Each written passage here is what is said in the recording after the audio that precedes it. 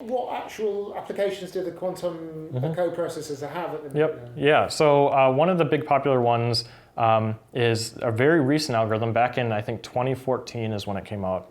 Is this variational quantum eigensolver. The technical description is that it computes a particular eigenvalue of a unitary matrix, but that isn't really the application. The real application is that it can be used to solve problems with chemical systems. So for instance, we might have a molecule, I'll use this. We might have a molecule like dihydrogen, for example, and we just want to study what's the force between these.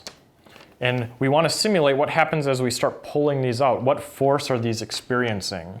And so on a quantum computer, you can put in a description of hydrogen using these quantum instructions. And the quantum computer will tell you, well, at this distance, you'll feel this much force. At this distance, you'll feel this much force.